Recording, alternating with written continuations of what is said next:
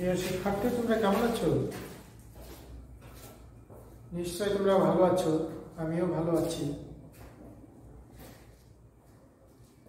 চিরাচরিত নিয়ম অনুযায়ী আবারও আমাদের অনলাইন ক্লাসে আমরা ফিরে এসেছি।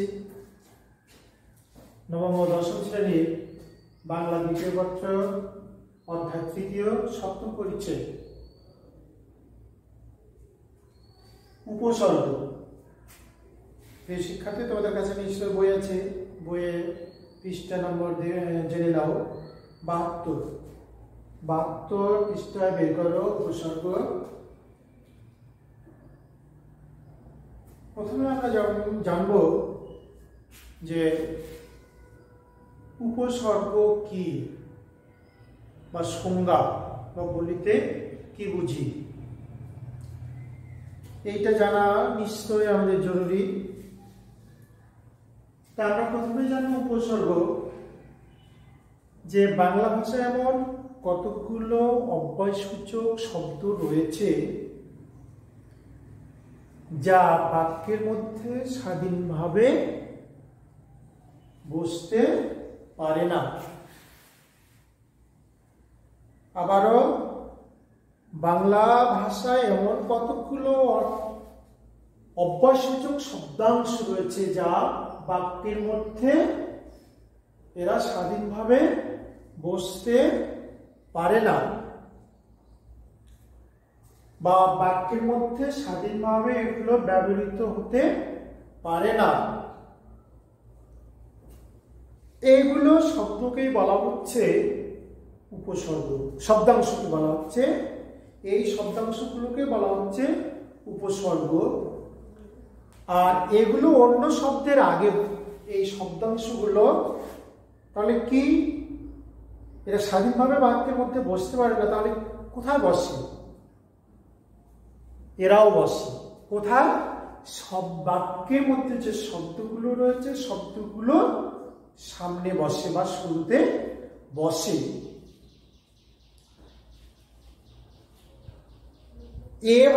এর প্রভাবে শব্দটি যখন এই শব্দাংশ বা উপসর্গটি বাক্যের ব্যবহৃত শব্দের শুরুতে বসে,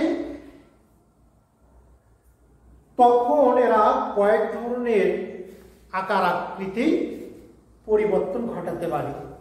তোমরা নিশ্চয়ই দেখতে পাচ্ছ, প্রথমত কি করতে পারে? নতুন অর্থবোধক শব্দ তৈরি করতে পারে বা শব্দ তৈরি হয়। আবার শব্দের শুরুতে যদি উপসর্গ বসানো হয়, শব্দের অর্থের পূর্ণতা সাধিত হয়, শব্দের অর্থের সম্প্রসারণ ঘটে, শব্দের অর্থের সংকোচন হয় বা ঘটে। আবার শব্দের অর্থের পরিবর্তন সাধিত ঘটায় বা হয়। কখন? শব্দের শুরুতে বা শব্দের আগে যখন এই উপসর্গ বসে। প্রিয় শিক্ষার্থী, তোমরা জেনে নিলে যে উপসর্গ কি।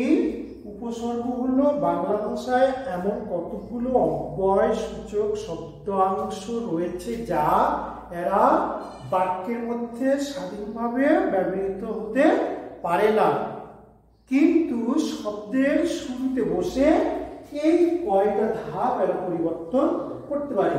যেমন অর্থবোধক শব্দ তৈরি করতে পারে, অর্থের পূর্ণতা সাধিত করতে পারে, বা অর্থের সম্প্রসারণ ঘটে, অর্থের সংকোচন করায় এবং অর্থের পরিবর্তন আনে। উপসর্গ। তাহলে এই যে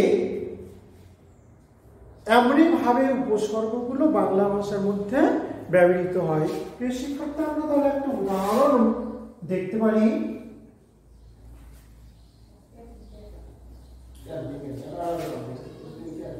উদাহরণটা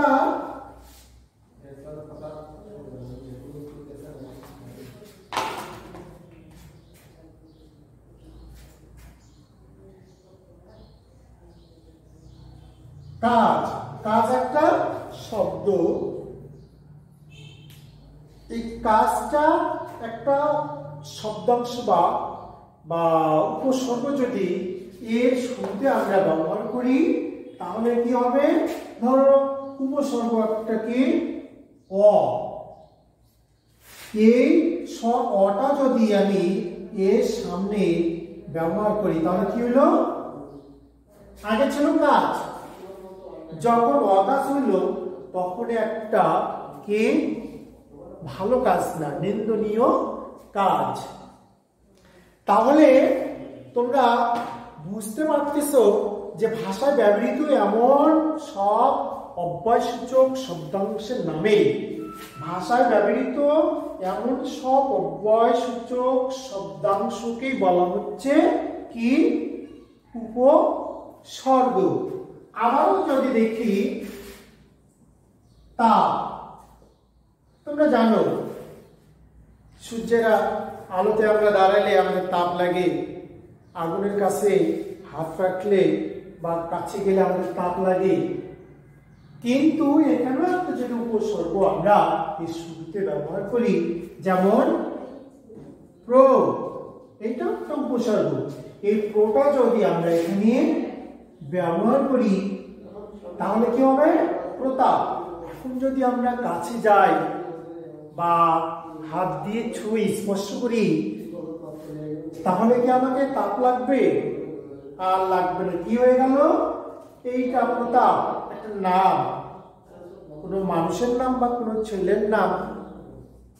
তাহলে আমরা বুঝলাম এই যে প্রো তা কি ভাষায় ব্যবহৃত এমন সব শব্দাংশ সূচক এর নামে হইল এই যে শব্দাংশ, এই প্রোটা হইল উপসর্গ। প্রিয় শিক্ষার্থী, এখানে কি করা হয়েছে? এই ওয়াকাস, এটা কি করা হয়েছে? এইটাকে কি সংকুচিত করা হয়েছে। কাজটা ভালো, যখন ওয়াকাস করলাম এখানে সংকোচন করা হলো বা খাটো করা হলো। তাহলে আমরা আরো দেখি, তাহলে বাংলা ভাষা আমরা কথা বলি, বাংলা ভাষায় আমরা লেখালেখি, তাহলে বাংলা ভাষায় এই উপসর্গের ধরন বা উপসর্গের কি আছে? শ্রেণীবিন্যাস বা শ্রেণীভাগ। উপসর্গ হলো 3 প্রকার। প্রথমত বাংলা উপসর্গ, বাংলা উপসর্গ। দ্বিতীয়ত তৎসম উপসর্গ। তৃতীয়ত বিদেশি উপসর্গ।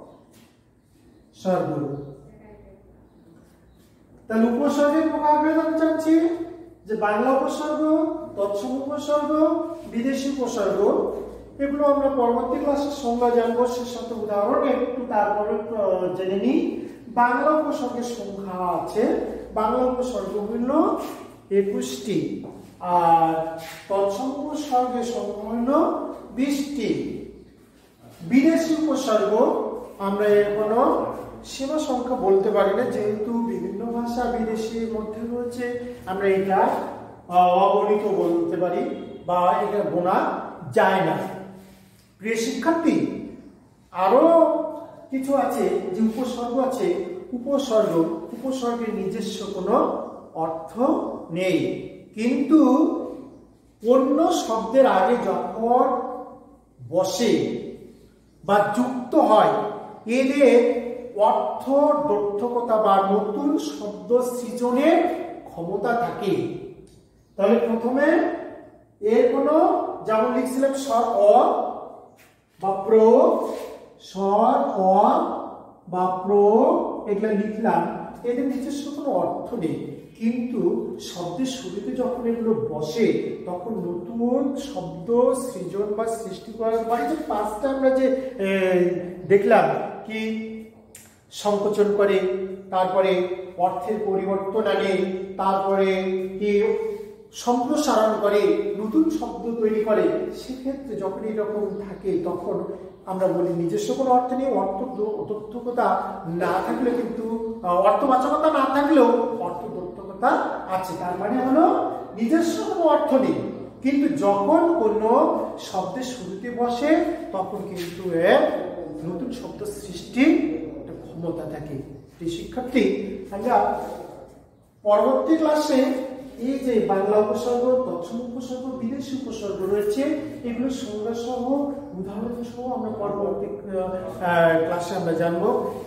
তোমরা ভালো থাকো, আজ আর নয়, আগামী ক্লাসে দেখা হবে।